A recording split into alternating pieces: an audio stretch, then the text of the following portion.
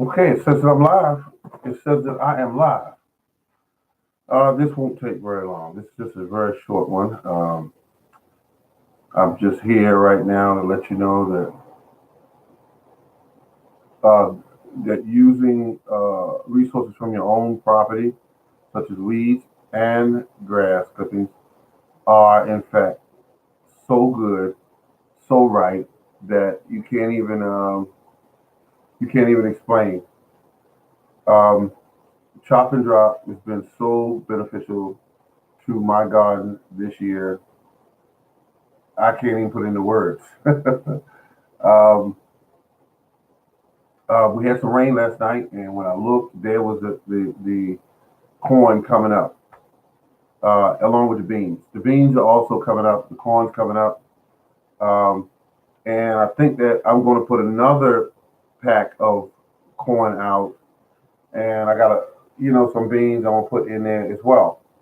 Um, they are part of my garden. The whole thing. Greetings, greetings. Um, so that being said, chop and drop is so good, so right. I cannot see myself using another gardening technique. I simply take the weed whacker or trimmer, trim down the grass, trim down the weeds, and it lays there and decays. The worms and the other biology eats the choppings or droppings, and they are absolutely beneficial to the soil. Weeds burrow very deep because they're long tap roots, and it brings up all types of beneficial minerals to be deposited on the surface of the soil. That in turn makes the soil much richer, much fertile than it has ever been. Good evening. Oh, thank you very much. Thank you very much. I appreciate that. This finance. Yeah. That's all right. Um, so that's what I'm doing right now. That's exactly what I'm doing right now. I am having a fun time. The corn's coming up. The beans are coming up. All of my plants look so healthy. Now, I'm having a problem with watering my plants because it takes too long and I'm walking all over the property. Then I got to go back to the water drums and get. Uh, uh, I got. Good evening, Lisa. I got to go back get water, mix in the God, what do you call it? Organic fertilizer. Go and start watering all over again. So I'm making multiple trips is what I'm basically breaking it down to. And I'm not going to continue to do that. What I'm going to do is start using this device here. I found this in my tools. And I showed it to some of you a couple of days ago. I'm not selling this. I'm not advertising for the company or anything. This is a sprayer called the G 362. G362. And I don't know where I got it. I think I don't. It was either one or two places. I got it on eBay or I got it on what's the other name of the place called Amazon. Good evening. Good evening, Jerry. Excuse me, Jay.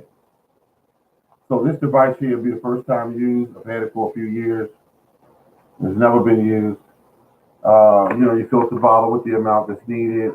You use the proper setting on the top. Yeah, I think you might be able to see some of that. It goes from 1 all the way up to 10, and you spray down the roots zone, and you spray it also on the plant, depending on what you're using. Some people use Miracle Grow. I can't tell you what to use, but I will say that I like to go all organic. All my plants are organic, and I like them that way. Um, Also, you could put down uh, some of the Epsom salts. If you have fruits, that makes your fruits a lot sweeter, um, especially if you're growing like blackberries and the things like that. So you want them sweeter, sweeter apples, sweeter peaches, things like that. So that's where I'm at now. So that'll get hook up the 100-foot hose. I got a 100 psi shore flow pump.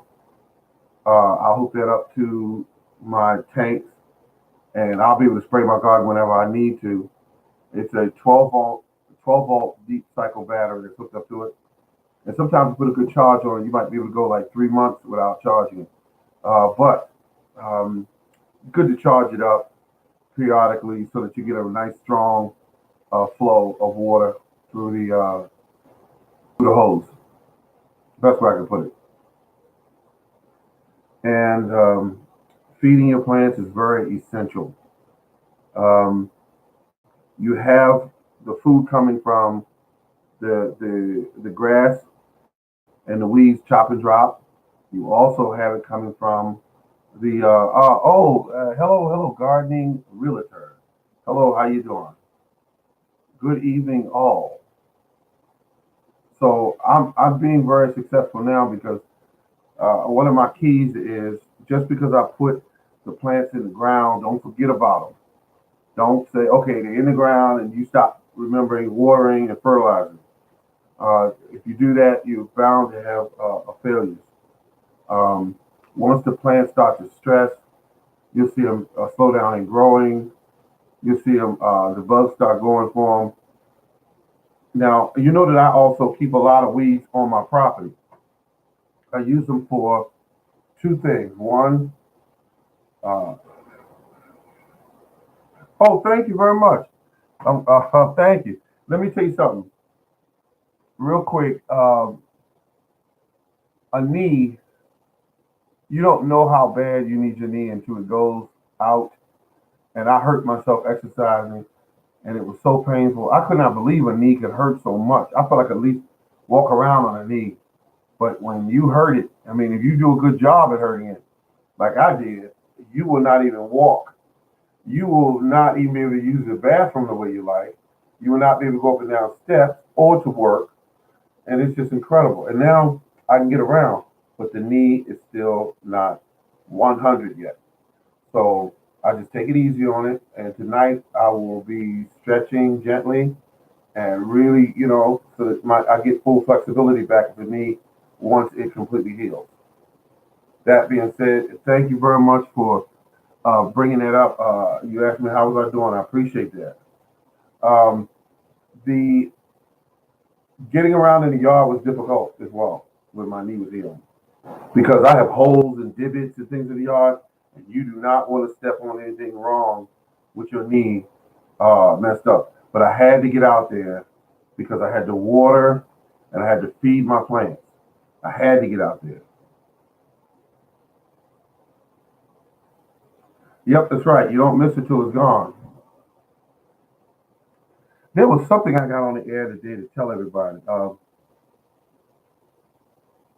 I showed you the sprayer, the whole hand sprayer, and I shot a video today on the property. That'll be going up tonight. It takes me a long time to upload a video to YouTube. It takes a long time, 2 hours, 2.5 hours. It takes that long. I'm with a company called Earthlink, and it takes a long time to upload a video. Even if the video is only 9 or 10 minutes long, it takes a long time. But I get it done. Let's see. I was going to go to karaoke tonight, but didn't feel like it. I just didn't feel like it. I said, no, I'm not going to karaoke tonight. It was one of them karaoke where they don't have a really nice system.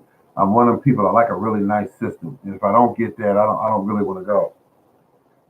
Let's see. So where I'm at right now is I got some peppers. Only a lot of my peppers just died this year. It was strange. It was so strange. They would grow and then it would just die. And I had the same thing going on with. But then again, I also remember there was these little tiny black, looked like gnats that was flying around all the time. No matter where I moved them at, they kept following them. Oh, thank you very much. Hello, how you doing? Hello, my family God. Oh, this okay. This family God. I remember seeing some of your videos. I watched them.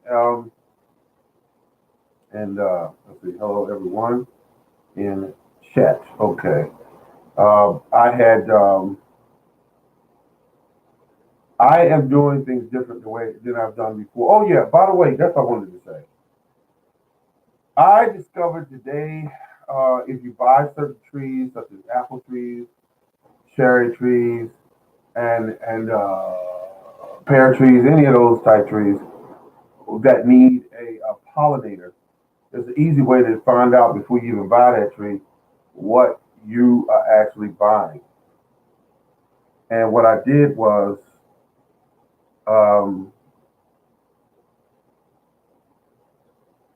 I found out that these trees uh, have certain what they call pollinating groups, and one might be pollinating group one, pollinating group two, all the way up to pollinating group five. And to deal with this, hello, how you doing, Bull? How you doing? In the house. Bull in the house. Okay. That's always good to be in the house there. It is. It is good. So everything's going great. Um, and I'm saving a ton of money because I'm using what's already there on the property. I did not go outside the property too much this year to get what I needed. Good evening, morning gardener and friends. This is and hello, Bull. Family, hi. Okay, okay. And the thing about it is, when you're growing your food and you're using, there's a tree on my property. I got to cut some branches off. They will be used as wood around the base of my trees. The grass clippings, I did some trimming yesterday. I'll do some more this week.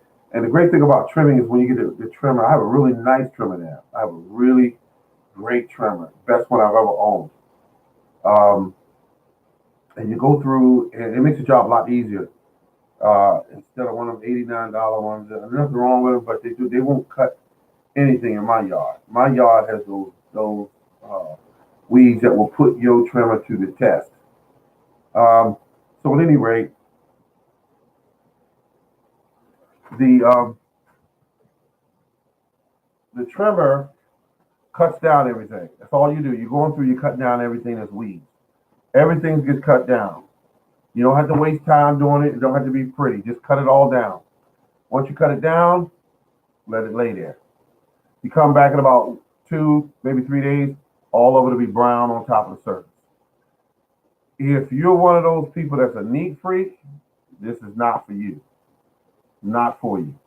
If you're a person that wants to grow good quality tasting sweet fruit, crazy, beautiful vegetables, this might work for you. But it's going to take it at least a year or two to really take hold. Because when you start cutting that stuff down and leaving it there, it's going to take time for you to build up a layer of organic matter on that surface. And once you do that, what will happen is the biology that's in the soil. Put it like this. I have a video that I'm going to put up tonight. You will see all I'm using is a manure fork purchased at Walmart. This manure fork is 8-inch chines in it. It has it's about I guess about 10, 12 inches across. It has a long handle on it. When you put that down in the soil, if you pull back on it, you can't get it to pull back. Pull it up some to about 4 inches in the soil, and then you'll be able to bring it back. Then put it back in the soil for at least 2 to 3 inches from where you put that first attempt in, all the way down. Start loosening the soil up, loosening, loosening. You make a hole about that big, about 2.5 feet wide. Now think about this. You're making a 2.5 foot wide hole for your one little tomato plant or your one little pepper plant. Now, what do you think that's going to do? You don't walk on that soil; it's going to stay loose. When that soil stays loose, you're going to see the roots just be able to run right out straight where they got to go to because the soil that's is not holding it from doing what it needs to do. Plus, you're allowing a lot of oxygen into the soil. The thing about it is, most of us, in fact, have clay soil. Some have sandy, some have loamy soil, but for the most part, we have clay soil. Um, so when you put the plant in and you fertilize it, water it, and even the way that I have fertilized my plants, I see people dig a hole, put fertilizer in the hole, and then mix it up, and then put the plant in there, or they'll put it fertilizer in the hole, put a layer, and then but if you put just the soil back, you never take it out of the hole, and you put the plant in there, and you do what they call a side dressing around the plant, you're going to be more successful because all fertilizers that fertilize trees, whether it be plants or whatever, grasses or whatever, it fertilizes down from the top down, not from the bottom up. Gravity falls down. So last night, when we got that rain, from the time I put in my watermelons and my cantaloupes and everything, all that stuff that was on top of the surface, the manure, the organic fertilizer, it just fell down through the soil. That's what happened. The rain washed the fertilizer down through the soil, and that allows that liquid to become like a tea, and it feeds the plant. So that's how I do it. We have so that's what I do, and my plants. That's why they look like they do. If I show you some of my plants, which I'll do tonight, tonight I will do that. I will show you my plants when I send that video. But you still have uh, you still have plants of mine from the last couple of videos I put out, and you'll see how green they are. You see how perfect they are, and the reason why they're that way is because of what I do. I spend a lot of time with my plants. Every single day on the property, they get checked. Sometimes 3 times a day, I go out and check my plants. I just check them. It's just something I do. Uh, so you go out, you check them. If they dry, you give them a little bit of water. Um, but I use rainwater. I don't use water from the tap.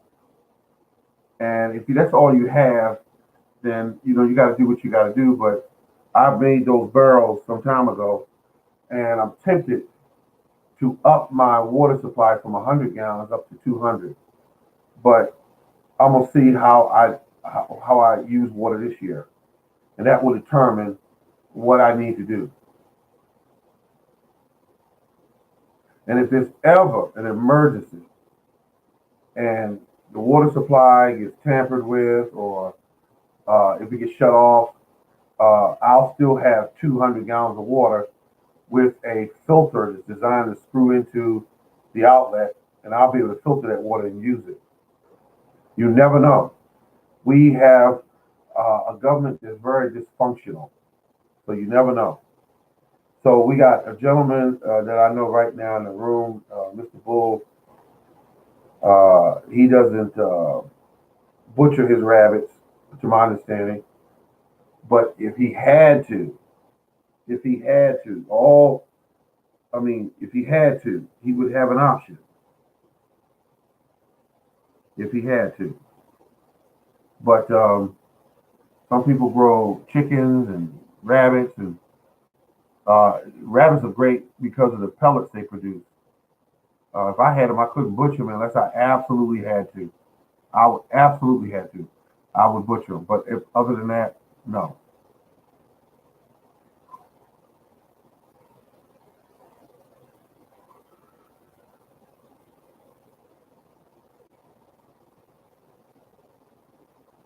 So I use the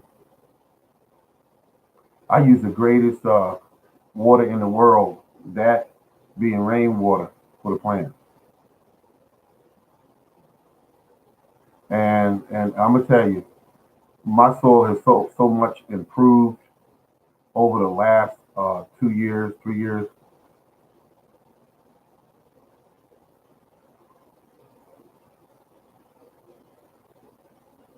I like what Miss Finance said. Better to be prepared, and that's what we all are doing. Really, that's what we all are doing.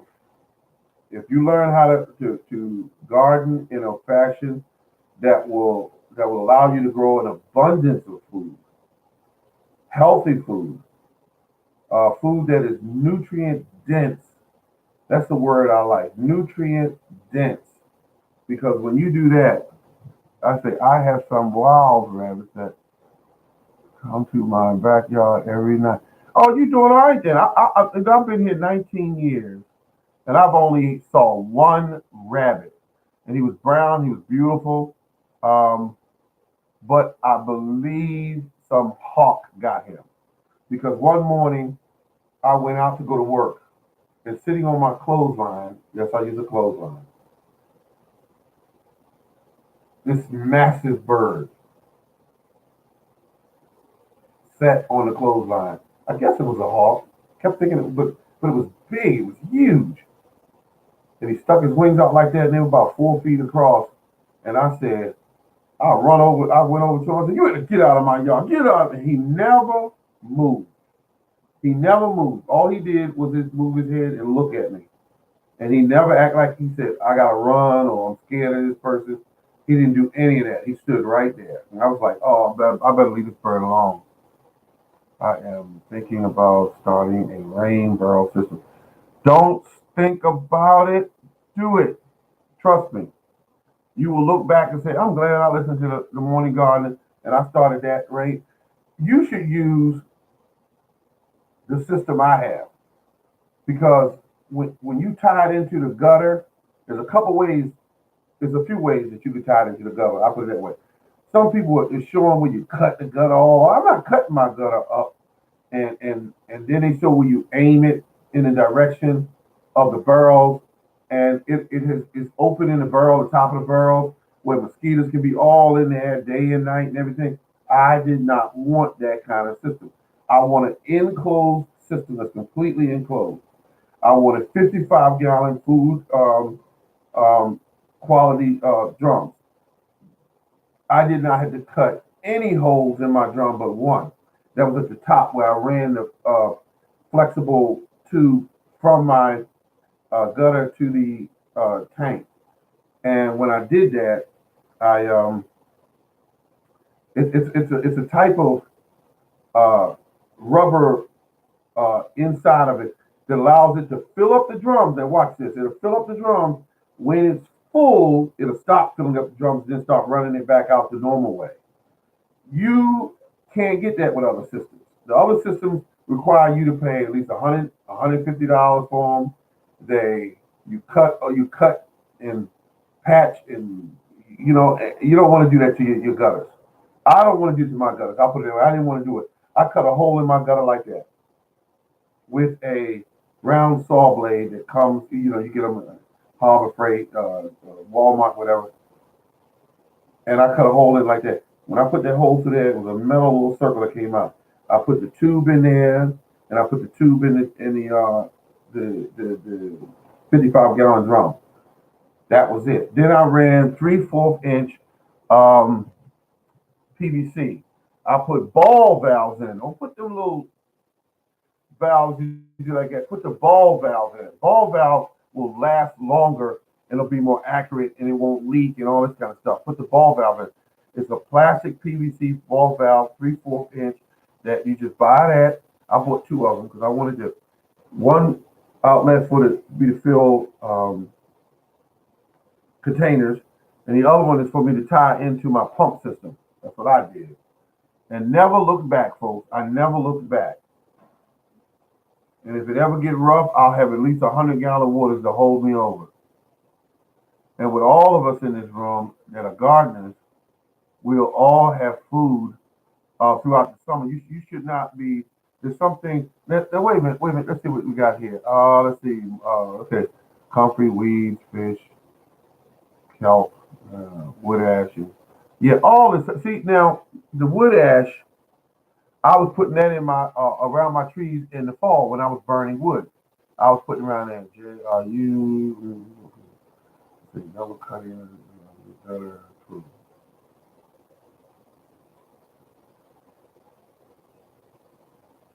But I'll tell you one thing. I love it. Gardening is my life. Yeah, let me stop. I'm just having too much fun, folks. I'm having too much fun. I was out there today. Everything looked good. Everything looked good. I was out there, and my it rained last night. My my water drums are completely full, and the next step, the very next step, is to hook up this device here. This device here, G36 2. And I'm gonna put an organic fertilizer in here, and that way I don't have to keep running back, filling up that little water container. It was fun when I had about 3 or 4 containers to do. Now I got now I have corn out there growing. I got cucumbers, all this stuff that I'm putting in the ground now. I'm slowly adding stuff to the ground, and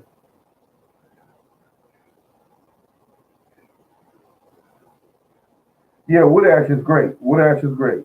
Wood ash is great. Very, very cautious. Don't overdo it. That's the only thing. Wood ash will kill, as well as it make things sweeter if you're growing fruit and all. But don't overdo it. Let's see. And now, when the corn come in, as I said to all of you before, beautiful corn. You've got to try. I mean, really, you have to try it before. As long as you're on this planet, it's peaches and cream. If you like sweet corn, peaches and cream is so good you can eat it right off the stalk and never miss a beat. Excuse me, I'm drooling a little bit. Whenever I think about it, yeah. Age wood ash for 1 year. I need some rain. Oh, you need some rain. Okay, okay, yeah, because it's gonna rain here tonight, and it rained yesterday. It was good rain yesterday. Nice steady fall. I think it might have rained. I don't want to call it 45 minutes, an hour, something like that.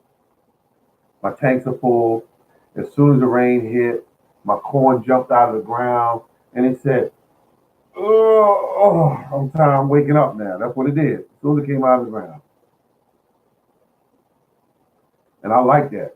Corn is incredible, but you don't always get the corn when you get it. I mean, everything on earth eats corn when you put it out there. The birds, the squirrels, the raccoons, the possums. Your neighbors will steal the corn in some cases, and the reason why they do that is because they're hungry, and they look over there and they say, "Look at that corn. God, I hope nobody will hurt me when I'm going over trying to get some, but I got this." Corn tells everyone on earth you have a garden. Because the way I got my garden set up, oh yeah, except for the cherry trees. Now my cherry trees tell you that I have food growing over there because right now, uh, ever since the rain last night, all my cherries uh, turned red last night. They turned red. They turned red, and now I'm looking good. Now it's just so pretty. It's so pretty. Um, Peppers. I'm kind of sad about the peppers I didn't get going, and I also bought some seeds off of eBay, which you take a shot in the dark when you do that. Those seeds might have not been really viable because they just kept dying. And I said, something's not right. Now, the seeds that I bought from Walmart that were, what they call them, brandy wine, they grew just like that. They just come right up. So I might have to actually, it's getting late in the year now, but I might actually have to put some, I have four, maybe 4 or 5 brandy wine plants that I may have to just say, okay, that's all I'm gonna do this year. But I like to have more tomatoes that I know what to do with. So I think I will put a few more plants in the ground and see what I got. Corn. Oh yeah, yeah, yep, yep. Corn is incredible. Corn. I've been growing it now for a few years, and there's a secret to corn, and some of you actually know it. Don't let corn get hungry and you not feed it. Do not let corn get hungry and you not feed it. Because what will happen is the corn will grow a certain height, it will stop growing, and you'll think, what was wrong with the corn? You'll keep watering it, and they'll start turning brown on you. You'll be like, there's something wrong with this corn. And you won't have a clue unless you go, all right, let me read how or what does corn need to survive, and then you'll have it under control. But a lot of the information that you're getting on these YouTube channels, and some people mean well, but they're giving out a lot of misinformation about stuff. And I listen, and I actually go and I listen and I go, okay, this isn't right. This isn't right. That's not right. I can tell when they tell you certain things like um, how to grow, let's see something like squash. And they'll tell you, oh, you just grow it this way, you put this in there. No, you just say, this is how I grow it. And then now you're correct now. When you say, this is how I grow it. Because when you grow it a certain way, it may not work for a person who grows in a different environment or different soil. Or so what you want to do is just make sure that you've been growing squash for so many years in that you know how to grow squash, or you know how to grow tomatoes, or you know how to grow cucumbers. You've been growing cucumbers for 5, 6, 7, let's say 10 years. You know something about cucumbers. If you grow cucumbers every year and you're always successful with cucumbers, you know something about cucumbers. And that's how that works. But if you don't know and you're telling other people, well, let's say I use this, and you gotta water it once a week, and then and you tell them this information, they're gonna follow you, and they're gonna have the same results you did. 2 or 3 cucumbers out of one plant. There's some people that grow cucumbers, and they had a whole plant full of cucumbers, and they'll they know to keep picking them, because if you let them sit on the vine too long, the plant will just stop producing, because it figures, okay, I got enough seeds now to send my genetics into the future. I'll stop producing. But when the cucumber gets a certain size, and regardless, you got to take them off of there. Same thing with peppers. You got to take them off. If you don't, then the peppers will stop producing. That's just the gist of it right there. Um, Squash is the same way. A pretty piece of squash. Let's see what we got. You got summer squash. You get about 8, 9 inches long. You got a pretty piece of vegetable. You cut it up, put the onions in there, and all of those salt and pepper, whatever, and you got something. You got something there. But if you let it get big and seedy, you can work with it, but you want it tender where you bite into it and it's sweet, yet tender. You got something special. Zucchini, same thing. You leave zucchini on there, it'll get about 3 feet long, and depending on variety, it might get up to 60 pounds because of the type of variety that it is.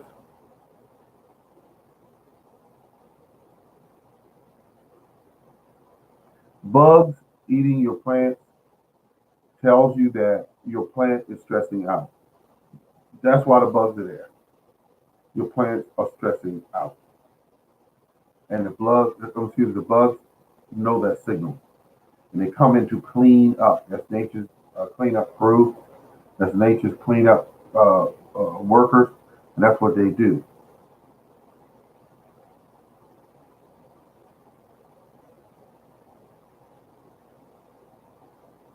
Oh, there's nothing wrong with it. Some people like them big. You get bigger seeds. You get different size of fruit, but everyone likes something different. But zucchini, for the most part, is served. It's smaller. It's just more tender. That's the only difference. The seeds are tender. The fruit is tender. The skin on the outside is tender. Same thing with cucumbers. Cucumbers the same thing. They will get big, but you know, you want a nice little salad that you can chew up. Then you might want to get um, the plants of fruit off of there when they get about 8 inches long, and then get them off of it. Because you can grow a cucumber that big around, and doesn't mean it is the. But if you get them pretty big, sometimes I'll do that. But I only want the seeds. I want the seeds from the plant.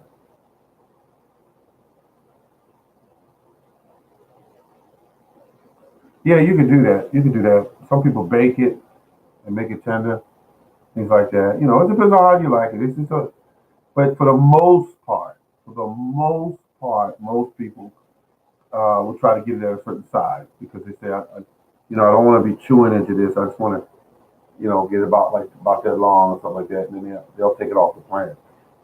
They'll get that big. They'll get even bigger than that. But depends on what you taste like, what you like. Watermelons grown in sun, 10 hours at least. Try to get 10 hours. Um, Soil, fertile, loose, loomy soil. That's what watermelons like.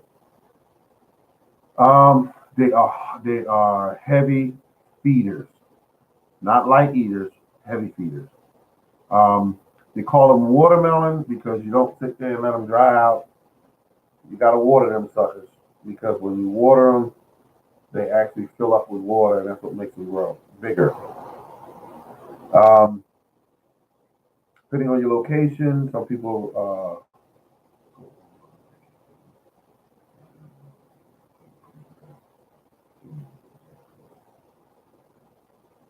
yep. What you want to do with watermelons is keep them watered properly, keep them fed properly, and you got something to work with. If you don't do that, the piece of fruit will reflect how you're taking care of it.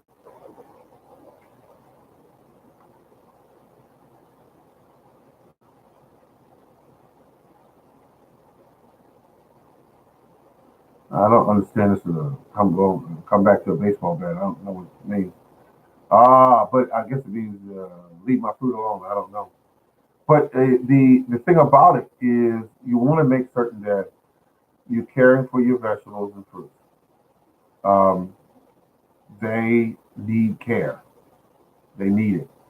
Without it, you're taking a chance at getting poor results.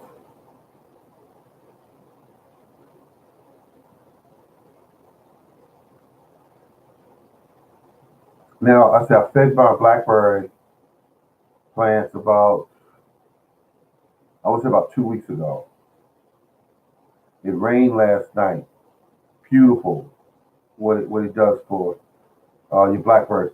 If you get blackbirds like that, if you get them that long and about that big around, and you pop that in your mouth, and all that beautiful, sweet, uh, very sweet fruit goes down your throat, you just say, yeah, it was well worth it.